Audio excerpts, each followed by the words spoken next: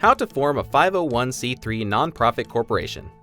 A nonprofit corporation is purpose-driven, a company whose goal is not to make profit for themselves. Typically, they are an organization that wants to make money in order to help further a social cause or provide a public benefit. Let's get you started on the right path to forming a nonprofit corporation in Colorado.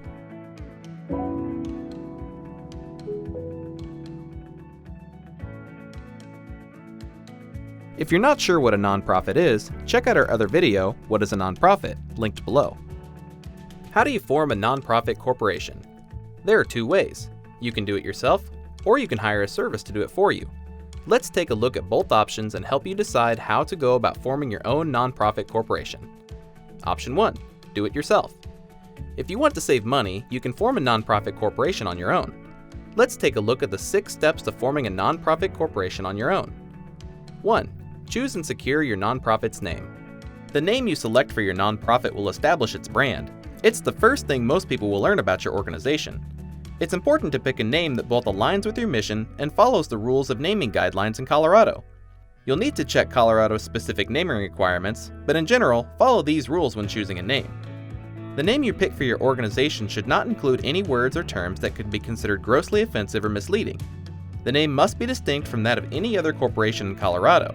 For more information on what makes a name distinct, check out our other video, How to Name Your Business in Colorado, linked below.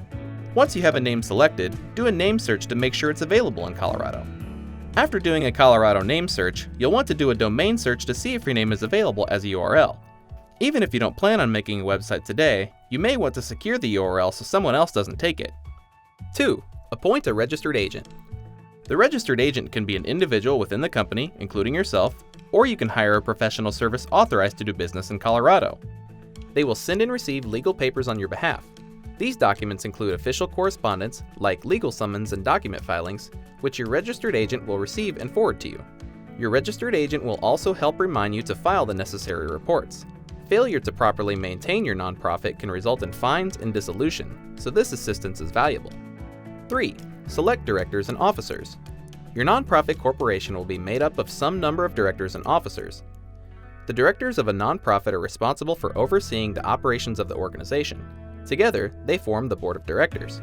The power and influence of the directors over the organization comes from them as a board. The directors themselves do not have any authority as individuals. The board typically creates the policies that govern the nonprofit. They also oversee management-level hiring, such as the company officers. The officers of a nonprofit, such as the president or secretary, are individuals with responsibilities and the authority to execute based on their job description.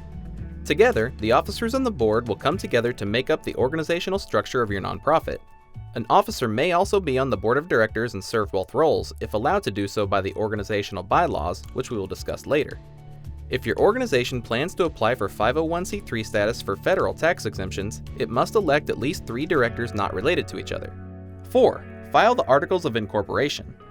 To form a nonprofit corporation, you will need to file official papers with Colorado. In Colorado, this is called the Articles of Incorporation. Some possible information in the Articles of Incorporation you may have to include is entity name, 501c3, principal office, registered agent and registered office, incorporator, members, distribution of assets, and effectiveness of filing. For more information on the sections of Colorado's Articles of Incorporation, check out our page linked below. 5. Operating procedures and housekeeping. Once your nonprofit corporation has been formed, you'll want to start getting the structure of it together and determine how your nonprofit will be run, starting with the bylaws and conflict of interest policy. Your bylaws are the rules that determine how your organization will be governed and run. You can think about it as a constitution for your nonprofit. It makes the rules and priorities clear for everyone involved. In your bylaws, be sure to include how the nonprofit will be governed, the roles of directors and officers, how meetings are held, voting procedures, electing officers or directors, how records will be kept and managed, how disputes will be handled, and how bylaws will be added and amended in the future. When you're ready to get started, check out some bylaws templates linked in the description below. The conflict of interest policy are the rules set to ensure that decisions being made for the nonprofit are based on what is best for the organization and not being motivated by what is best for individuals. You'll want to make sure you have a draft of both the bylaws and conflict of interest policy before your organizational meeting. We have templates of both bylaws and conflict of interest policy linked in the description below. An organizational meeting is the first official meeting of your nonprofit. Some of the things that are discussed in a typical organizational meeting are taking attendance to show you have a quorum, appointing temporary officers and chairmen, adoption of bylaws, and adoption of conflict of interest policy. It's important to record minutes of the meeting and have it signed by all attending directors. We have some corporate minutes templates linked below to help you get the ball rolling. After your nonprofit has been formed, you'll need to apply for an EIN or Employment Identification Number. An EIN is like a social security number for your nonprofit and is used for things like filing for 501c3 status, opening a bank account, applying for tax-exempt status, and submitting tax returns. For more information on EINs, check out our other video linked below. 6. Apply for 501c3 status, federal tax exemption. What is federal tax exempt status and why do you want it? When a corporation generates income, that corporation has to pay a federal income tax.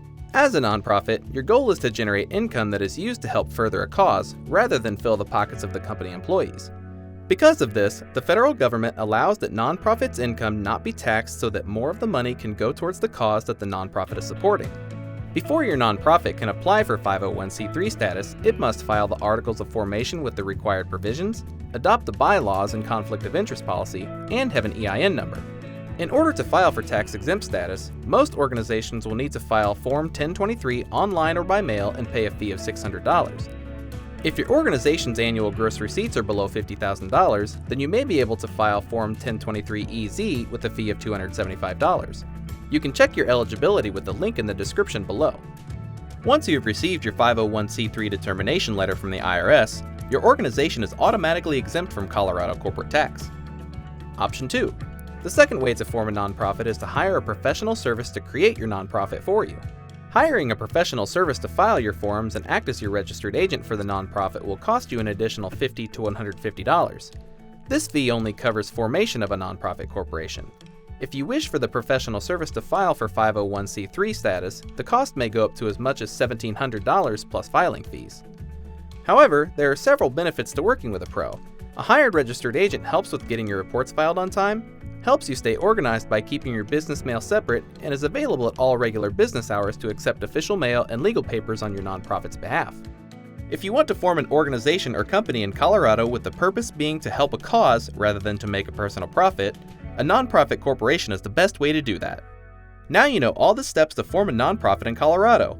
For a more detailed guide, visit our site at startupsavant.com. Give the video a like if you found it useful, and subscribe if you'd like to see more. If you have questions or encounter any roadblocks, leave a comment below.